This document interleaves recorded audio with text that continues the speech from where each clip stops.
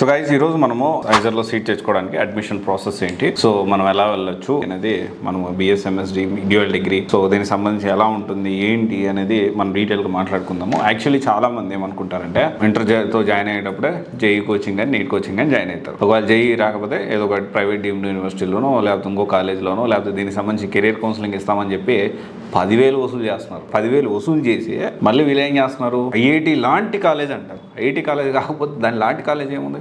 So ఇక్కడ ఏంటి అంటే ఏదో ఒక యూనివర్సిటీ బాగుంది, ఈ కాలేజ్ బాగుంది, ఆ కాలేజ్ బాగుంది, మీకు అడ్మిషన్ చేసి పెడతామని చెప్పి మీ దగ్గర అంటే ఫస్ట్ 10,000 తీసుకొని కెరియర్ కౌన్సిలింగ్ పేరుతోటి మళ్ళీ అక్కడ అడ్మిషన్ జాయిన్ చేసి అక్కడ కొంత అమౌంట్ ఖచ్చితంగా ఇస్తారు. అది తప్ప రైట్ అనేది మనం చెప్పలేం, కానీ సో అడ్మిషన్ అయితే ఇస్తారు. ఇక్కడ ఏంటి అంటే డబ్బులు తీసుకున్నారు కానీ భవిష్యత్తు లేని కాలేజెస్లో ఇస్తూ ఉంటారు. అంటే వీళ్ళకి ఎవరు ఎక్కువ డబ్బులు ఇస్తే అక్కడ అడ్మిషన్ చేయించడానికి ప్లాన్ చేస్తూ ఉంటారు. ఇక్కడ కమిషన్ తీసుకోవడం తప్పని నేను అనట్లేదు, డబ్బులు డెఫినెట్లీ వాళ్ళకు టీం ఉంటుంది, వర్క్ చేయాలి. కానీ స్టూడెంట్ కానీ నేను జరుగుతుంది. ఇక్కడ నేను చెప్పదలుస్తుంది ఏంటి అంటే చాలా ఆప్షన్స్ ఉన్నాయన్న విషయం మనం తెలుసుకోవాలి. ఇంటర్తో పాటు జేఈ కానీ ఇంటర్తో పాటు నీట్ ప్రిపేర్ అవ్వడం మంచి విషయమే, కానీ దాంతోపాటు ఇంటర్ కూడా చాలా ఇంపార్టెంట్ అనే విషయం మర్చిపోతాం. సో అలాంటి ఒక బెస్ట్ ఆప్షన్ ఐజర్ అనేది, Indian institute of science education research సంబంధించి ఐజర్ అంటారు దీన్ని.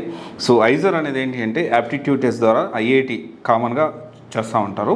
ఎగ్జామ్ ద్వారా అడ్మిషన్ ప్రాసెస్ అయితే స్టార్ట్ అవుతుంది, లేకపోతే జేఈ అడ్వాన్స్ టాప్ మార్క్స్ వచ్చినా కానీ తీసుకుంటారు.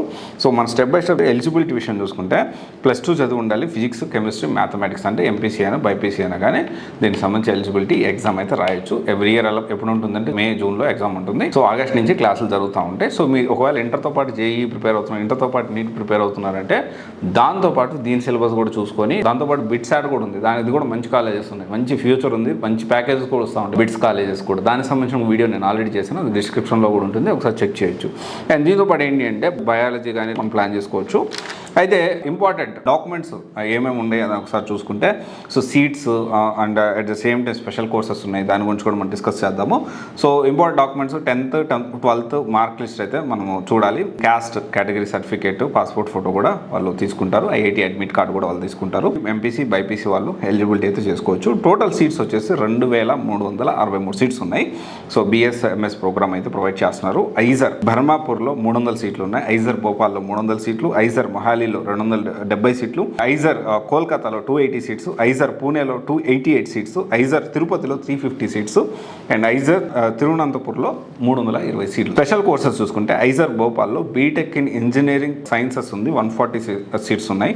And BS in economic sciences కూడా 35 సీట్స్ ఉన్నాయి. తిరుపతిలో చూసుకుంటే ఎకనామిక్స్ అండ్ స్టాటిస్టికల్ సైన్స్ అయితే ఒక 50 సీట్స్ వరకు ఉన్నాయి. సో ఇది క్యాంపస్లో కూడా మంచి ప్యాకేజెస్ వస్తాయి దీనికి.